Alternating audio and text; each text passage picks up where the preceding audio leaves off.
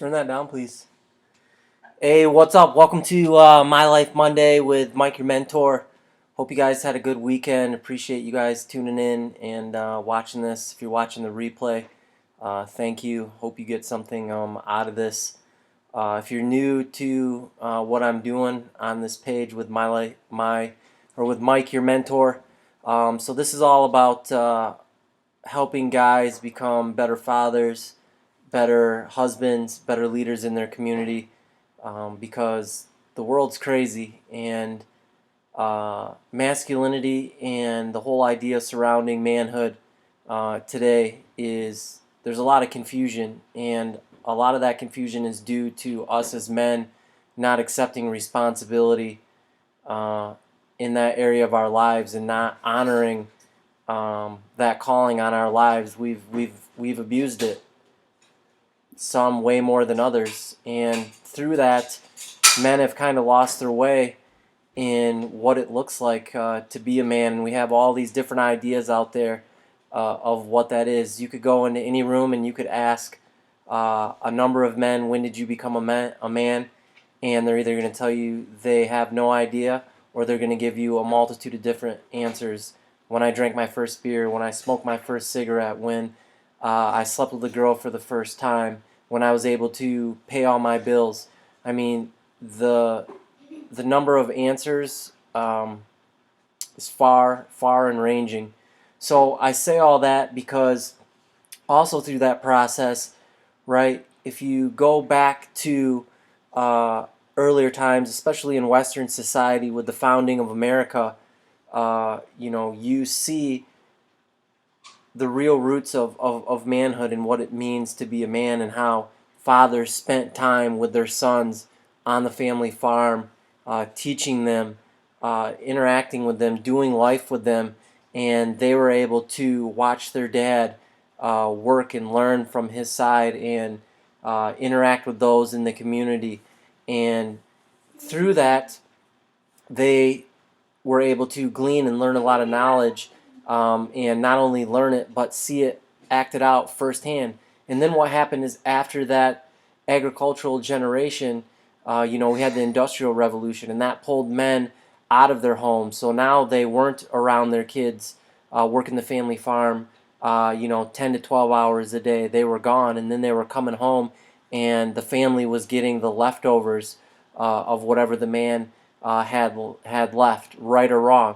And then the next generation had the World War. So then it took men from being out of the house 10 to 12 hours a day to being totally removed from the family for months, sometimes years at a time. And then if the men were lucky to come back, and fortunate, they may have been there physically, but they weren't there emotionally and mentally a lot of times, and it wreaked havoc on families. And as a result, women did what they always do, and that's they stepped up and they shouldered the responsibility, and they went to work, and they did the things that they needed to do to help step in the gap for the time being. And that was noble and that was righteous. And out of that, though, grew a lot of radical ideas regarding feminism. And then we had this next generation, which is the generation that's starting to come up now, and a little bit of my generation, where guys want to put off being men. They want to stay home as long as they can. They want to put off responsibility. And there's a lot of passivity and a lot of immaturity, because we haven't been taught, like generations before us, what manhood really looks like and what that encompasses. So here we are today trying to figure that out on our own, especially as the number of households that don't have their fathers in them increase more and more every single day, right? And this was my experience, right? Trying to figure out what it meant to be a man, because my father wasn't there in my life.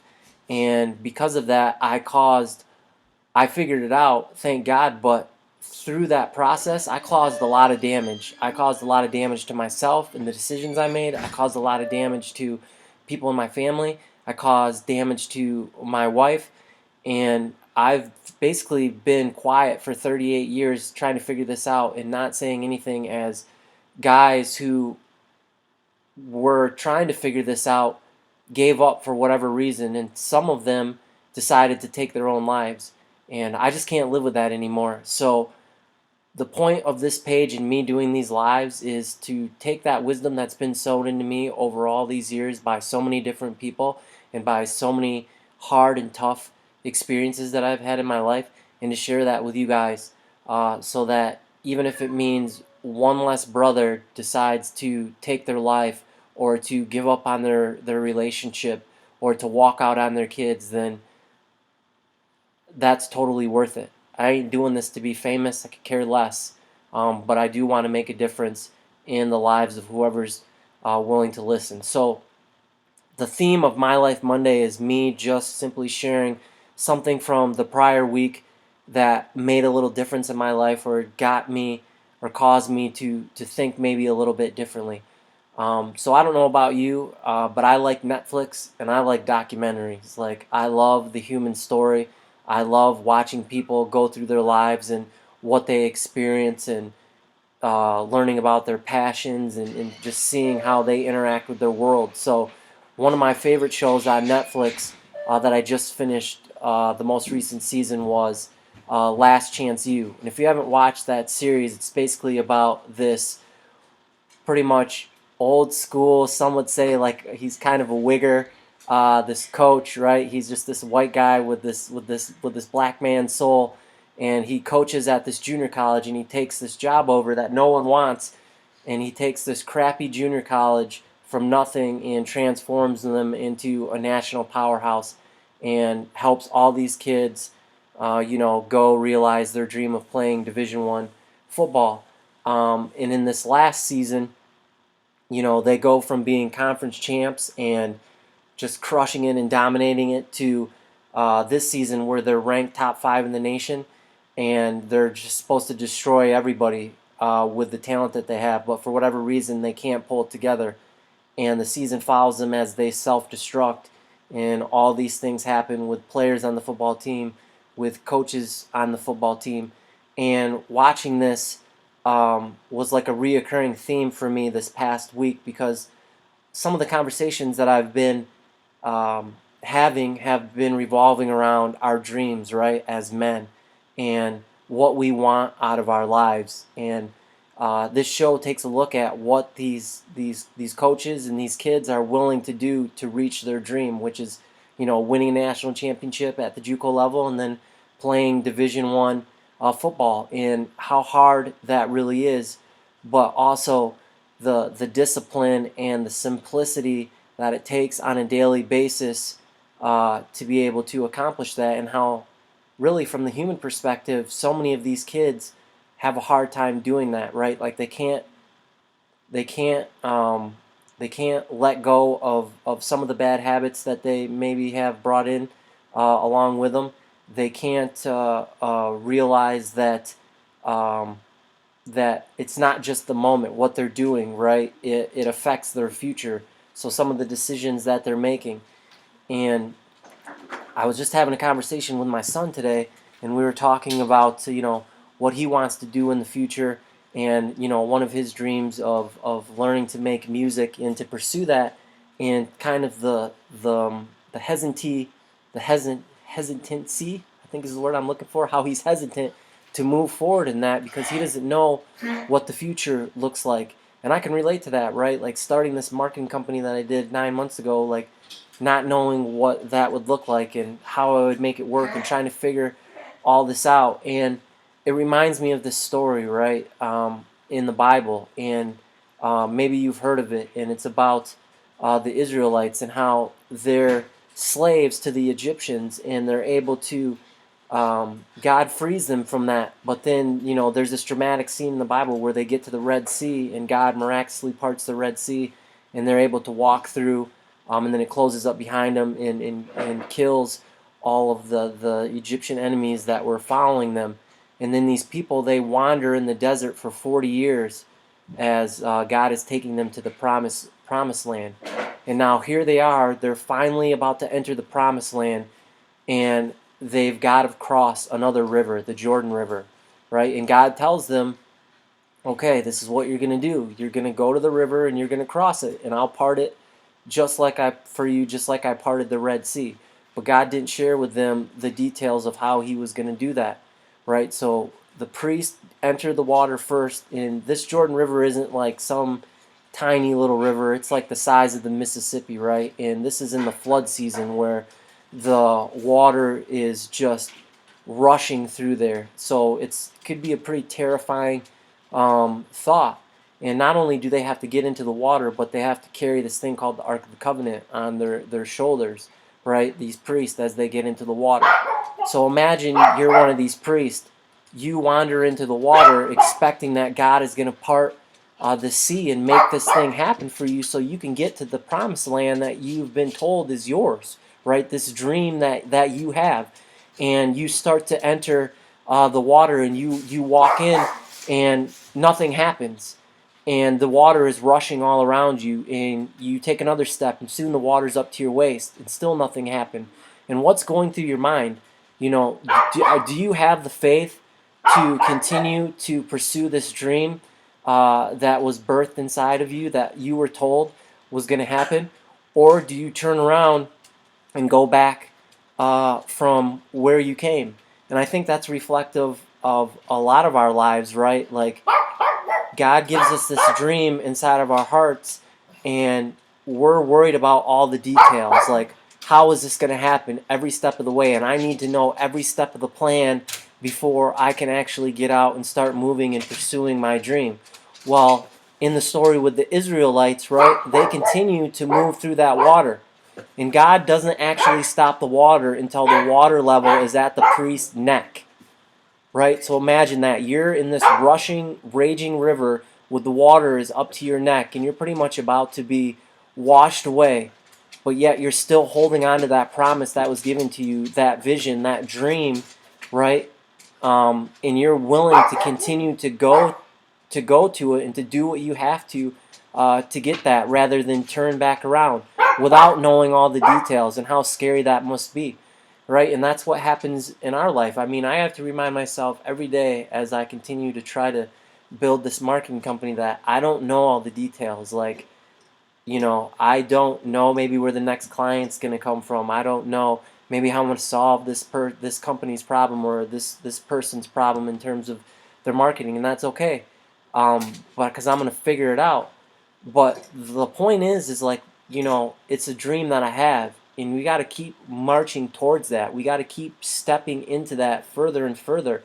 And we got to realize, and you probably know this, that we're going to be met with some sort of opposition at some point. And it's rather, are we willing to face that and try to figure out a way around that, or let that stop us from pursuing our dreams? And it's just like I told my son, like, you got to not worry about having all the details up front to figure it out, right? If this is something that you feel strongly about, take whatever the next logical step is. For him, that's getting a computer with these programs on it so that he can make these beats, right? And then learning that software, and then seeing what doors get open. I don't know what your dream is, that you have inside your heart, but I just want to encourage you, like, take that step, even if it's just a little step, and then build upon that. And it's funny how life works that way, right? When we let go of that control, because at the end of the day, that's what that's all about, is we want to be in control. And I'm not saying that's right or wrong. And, there are some things we're allowed to be in control of, and there's some things that we're not allowed to be in control of. But as we continue to step out in faith, right, and move closer with each step to that dream, the next step will be revealed. And I don't know why it works that way. I mean, I have my suspicions. I think it's to build our trust and to build our faith, not only in ourselves, but in God. But I just want to encourage you, whatever that dream is, to take the next logical step, and to be obedient to whatever that step is shown to you to be. So that's My Life Monday tonight. I don't know what you thought about that. I hope that that's bringing somebody some sort of clarity. It's giving somebody some sort of encouragement. If you got something out of this, I would just ask that you would share this or give it a like so that others can see it and others can be encouraged. And as every day that you know interact with me as we go on this process of exploring manhood and these different components of living our life as men, we can encourage brothers that, you know, even if it looks difficult, whatever situation it is, maybe it's a situation in our marriage, been there, maybe it's a situation in our life where we're faced with making a dramatic change, you've been there, right? That there's people around us who can support us and encourage us, and two, we're not alone, because that's the biggest lie that the enemy tries to plant inside our hearts whenever we face these type of things, is like, we're the only people that think this, we're the only people that feel like this, and that's not true. I can't tell you, I mean, through the events that I've been involved in the last couple of years, the hundreds of men that say the same things and that come to these realizations that if you're having a problem in your marriage, you're not the only one. I mean, Bob and Susie Q down the street, they may look like they got the all-American life, you know, they look good, they got the nice cars, they got the nice house, they seem like they got the nice jobs. They got problems just like you in their relationships. And if it's not in their relationship, it's in some other area of their life, because that's the way that it works for whatever reason. So be encouraged, keep moving closer to your dream. We'll see you tomorrow for Tuesday Thoughts. Love you guys. Have a good night.